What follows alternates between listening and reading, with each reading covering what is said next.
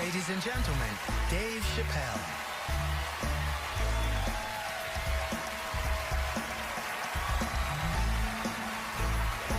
Thank you. Oh boy, I'm very nervous.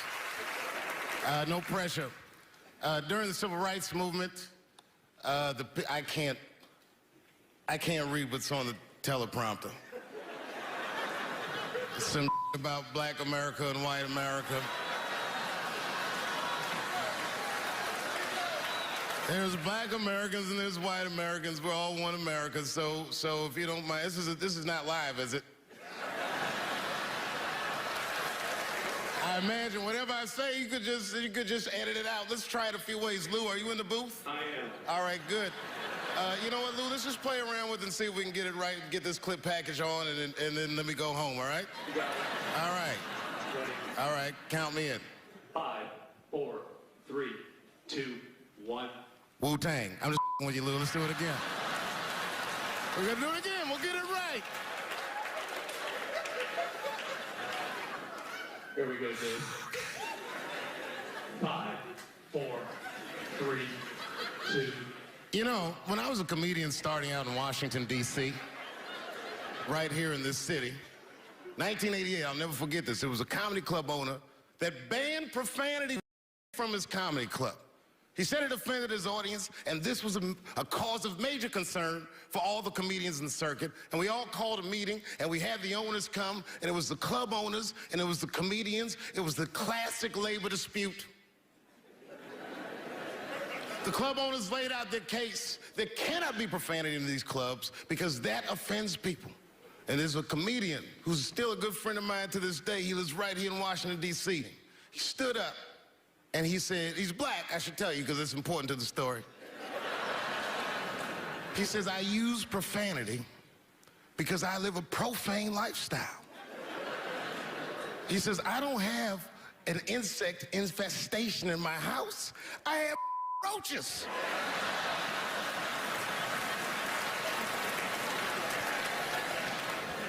My favorite comedians are like musicians, and the audience is their instrument. And the music they make is your laughter. And that's the laughter that I scored my entire life to. So now, some of my favorite American comedic composers. Thank you. When I lose my job, I lose my man. Treats me like a dog. He called me a dog. Yes, he did. What did he call me? An old dog. Sometimes I wished I was a dog and he was a tree. When you stop and think, football's a fair sport for my people. Only sport in the world a Negro can chase a white man and 40,000 people stand up and cheer him. See, in my neighborhood, the kids have a kind of a dubious reaction to that whole Santa Claus concept. They just don't believe that a white man will ride a reindeer through Harlem after midnight. In truth, white friend, it's you that all look alike. But look at the black people around you. We're all different colors. Black walnut, burnt elk, almond, chocolate mocha, pecan, vanilla, yellow, mellow, light, bright, and damn near white. We come from the first people on the earth. You know, the first people on the earth were black people. We the first people had thought, right? We was the first one to say, where am I? And how do you get to Detroit? I think maybe like 30 years ago, there was a woman that wanted to sing, and a black lady that sang opera that wanted to sing. What was her name? Mary Anderson. And this place was like segregated, and they couldn't sing here. And here we are, like not even 50 years later, a 22-year-old black man on stage getting paid to hold his. God bless America. I gotta go now. Y'all take it easy. Bye-bye.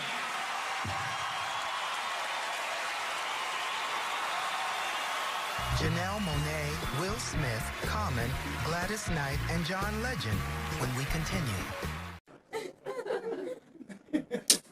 Yeah, man. Well, you ladies are right. To be honest with you, your lives look terrifying to me. They do, man. I know nothing about being a woman, but I know fear. Yo, I used to live in New York when I was 17. And I couldn't even pay my bills. You know what I did to make money? I used to do shows for drug dealers that wanted to clean their money up. And one time I did a real good set, and these motherfuckers called me in the back room. They gave me $25,000 in cash. I was probably 18 or 19 years old. I was scared. I thanked them profusely. I put that money in my backpack. I jumped on the subway and started heading towards Brooklyn at 1 o'clock in the morning. Never been that terrified in my life. Because I never in my life had something that somebody else would want. I thought to myself, Jesus Christ, if motherfuckers knew how much money I had in this backpack, they'd kill me for it. Then I thought, holy shit. What if I had a pussy on me all the time?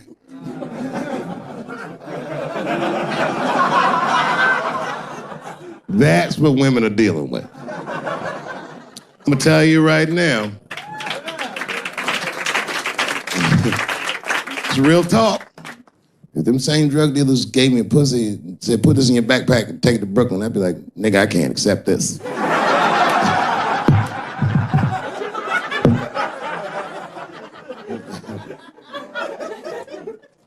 I empathize, man, you know. Everybody gets mad because I say these jokes.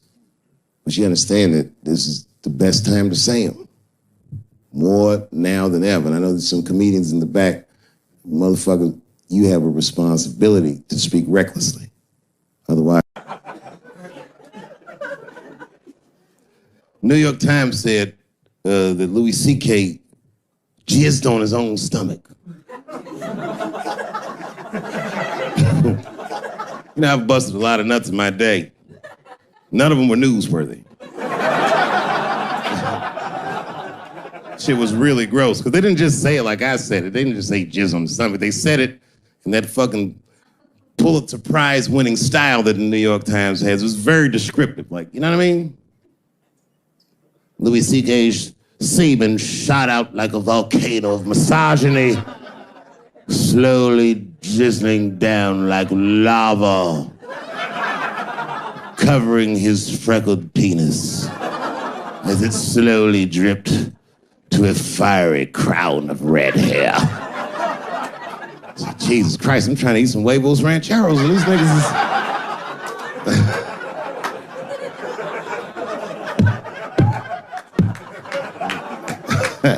And you know, the tough part, being a comedian, knowing the motherfuckers, everybody comes up to me like, did you know? Did you know what Louis was doing? No, bitch, I did not know. The fuck you think we talk about at the comedy club? Hey, nigga, how was the weekend? Great, man. I was just jerking off in faces and coming on my own stomach, having a good time. You know how this business is. No, I didn't know.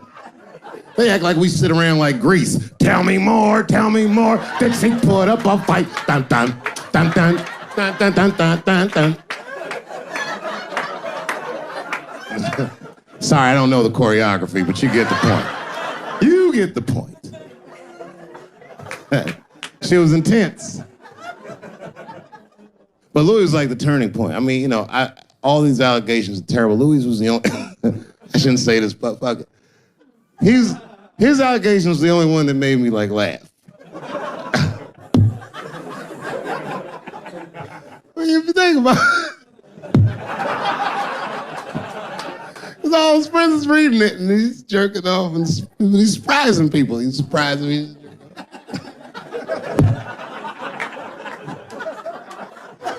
I just picture all the comics in comedy just reading it like, what?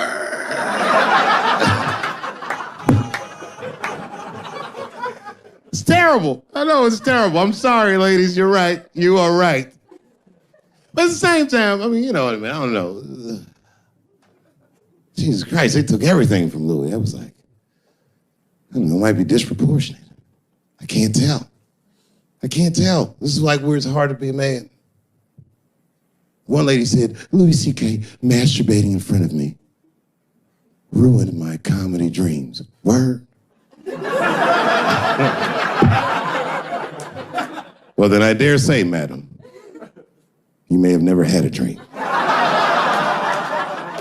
Come on, man, that's a brittle spirit. That is a brittle ass spirit, nigga. That shit is too much. This grown ass woman. You know what this shit is like? It's like COINTELPRO. You know what that is? It's a program that the FBI had under J. Edgar Hoover. In this program, one of the many things they did was they would track the sexual habits of anyone they considered an enemy of the state. It was a live button. That's why they got all these fucking sex tapes with Martin Luther King fucking bitches. But lucky for us, he actually had a dream. You think if Louis C.K. jerked off in front of Dr. King, he'd be like, I can't continue this movement?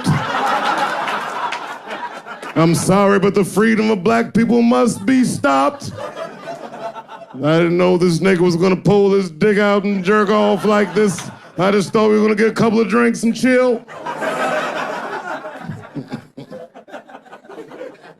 Show business is just harder than that. Them women sounding like, I hate to say it, y'all, they sound weak. I know it sounds fucked up, I'm not supposed to say that, but one of these ladies was like, Louis C.K. was masturbating while I was on the phone with him. Bitch, you don't know how to hang up a phone?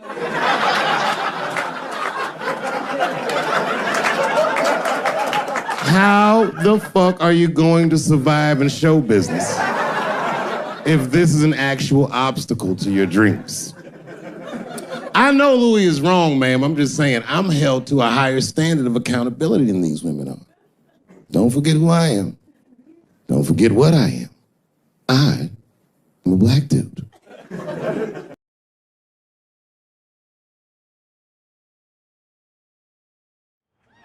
Well, this has been fucking wonderful. I don't know what to say, man. I don't even want this night to end.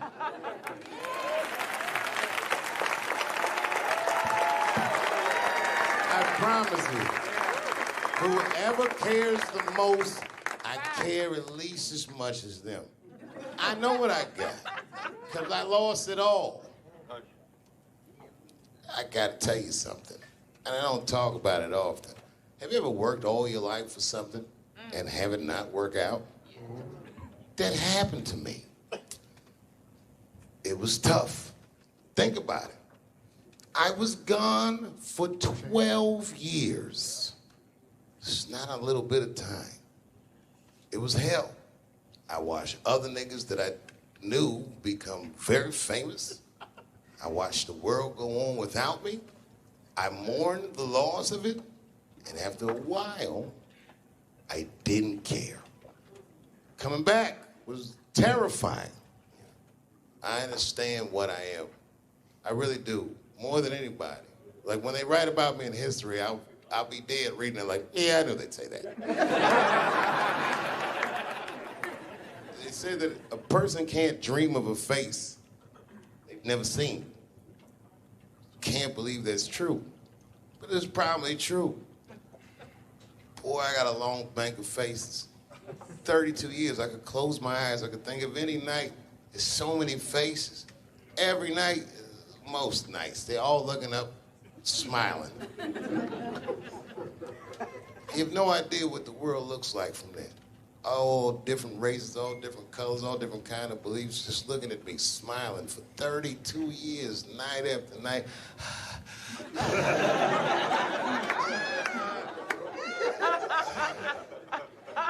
No comedian take that for granted. I swear to God, this might be the noblest of professions. Robin Williams had a bar that I loved. He said comedy is the only job you can have where you can use everything you know. And that's true. You can use more than you know. You can use what you think. Use it.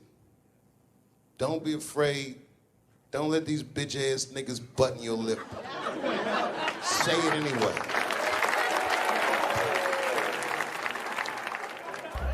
I first became aware of Dave Chappelle right around before the first Nutty Professor, because I was supposed to play that role that he played. And then I kind of saw him, and I was like, hey, that guy, right, that kid would be funny playing that role. I try to be peaceful, but now it's time for Reggie to karate-size your ass. Woo! Dave is so much smarter than everyone. Like, Dave is one of the most, maybe the most intellectual comedian ever. It took us 400 years to figure out as a people that white people's weakness the whole time was kneeling during their national anthem. That's a brittle spirit. That's right, nigga. On the Rockets, regular. What are you doing, nigga? Stand up! He stretched the art form and his impact on the culture. He is the voice of his generation, without question. Nobody's even close to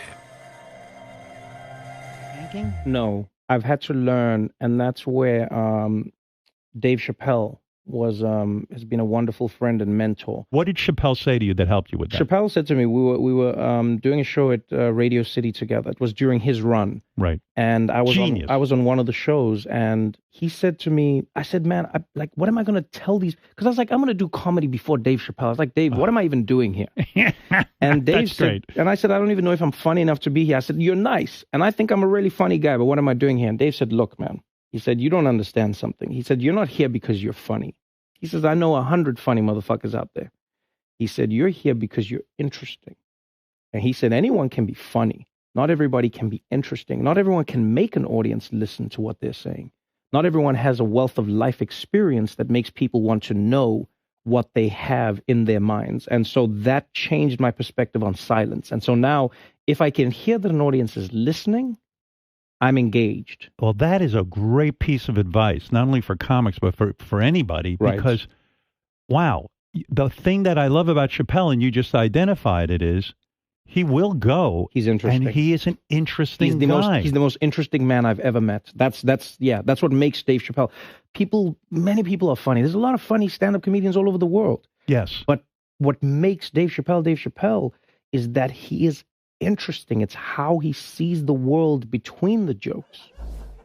But all jokes aside, Kevin Spacey shouldn't have done that shit to that kid. He's 14 years old and was forced to carry a grown man's secret for 30 years. Jesus Christ, he must have been busting at the seams with that one. The saddest part is, if he were able to carry that secret for 6 more months, I would get to know how House of Cards ends. Loved was, I can't believe that I've been in this business long enough that we're like the older guys now. It always blows my mind that I'm like 5 years older than Dave Chappelle, because he was already a made guy when I came in. So I always look at him like he's got 10 years on me, or 15. And, just when I watch his act, I'm like, this guy's clearly been doing this a good couple of decades longer than me. And the reality is, I think he's only been doing it like 6 years longer than I have or something like that. He's fucking amazing. And what I love, too, is just he's that same, with all that's changed, everybody getting offended, all of this fucking crap, how you get in trouble, he hasn't changed at all. He's just like that same guy that I saw way back in the day when I used to go to the Boston Comedy Club and watch him go on at like 2 a.m. and just start murdering at 2 a.m. And I remember I used to always sit there going, how do you do that? How are you that funny at 2 a.m. in front of a crowd that gave up on the show like an hour ago, and they're tired and they just want to go home? That second he steps on stage, boom, he just starts fucking killing. Dave's a beast. Dave's a beast, man. That's the only man that puts a little fear in my heart. I'm like, okay, it's real. What's he doing? Do you watch him? Do you watch him? Totally. You study? Totally. I got Chappelle. I got an app. I follow him. I'm like, my man Prince Paul always says, competition keeps you in condition. True. So yeah, that's my man right there. The other real special shout out I gotta make, because none of this would have been possible on any level without this person, is my mother. Mom. My mother. Mom. You have no idea what I put this woman through. If you had just given birth to me, that would have been more than enough. But the fact that she raised me and raised me well, we had a real oral tradition in our house. I knew the word griot when I was a little boy. A griot was a person in Africa who was charged with keeping the stories of the village. Everyone would tell a griot the stories, and they would remember them all so that they could tell future generations. And when they got old, they'd tell them to someone else. And they say in Africa, when a griot dies, it's like a library was burnt down. And my mother used to tell me, before I ever thought about doing comedy, she said, you should be a griot. And she'd fill me with every story of black life. You know, she's educated in African-American studies, and she would let me understand the context that I was being raised in, that I'm being raised in a hostile environment that I have to tame. By the time I was 14 years old, I was in nightclubs, mastering an adult world. It was terrifying. The crack epidemic was going on, and my mother would hear gunshots outside and be scared to death. Maybe it's my son. But early in my career, if you remember, Mom, you used to sit in the club with me.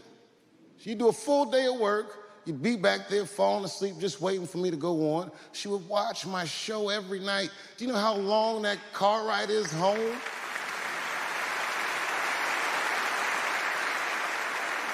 How many of you have ever heard your mother say, pussy jokes were a little too much tonight, son?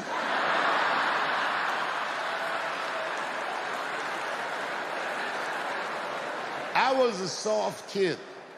I was sensitive, I'd cry easy, and I would be scared to fist fight. And my mother used to tell me this thing, I don't even know if you remember, but you said this to me more than once. You said, son, sometimes you have to be a lion so you can be the lamb you really are.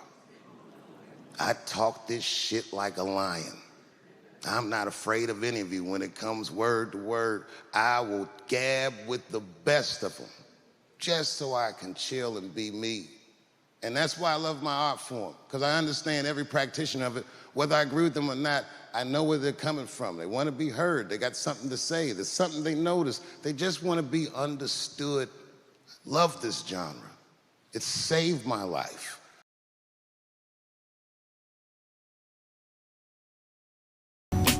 Now, let's think about this.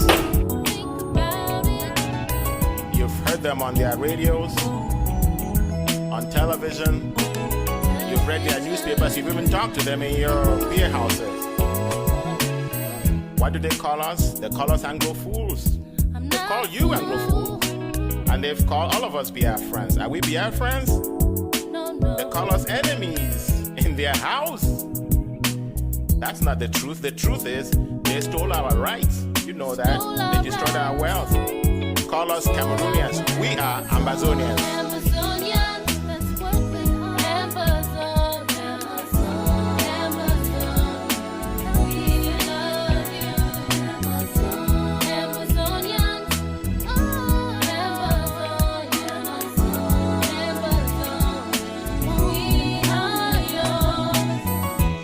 Ambazonia is not a dream, it's a reality. And let's talk to Ambazonia. Ambazonia, you were lost and abused.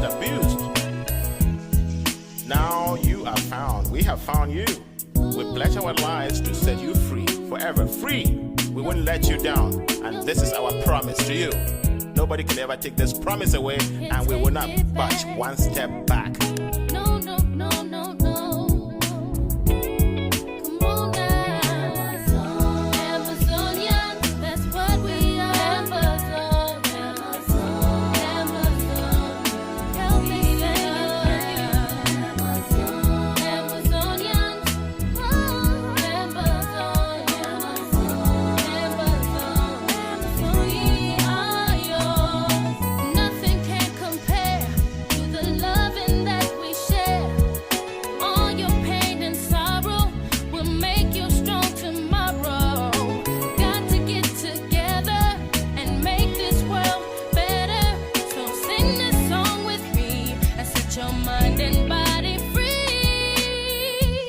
This really comes down to you and me.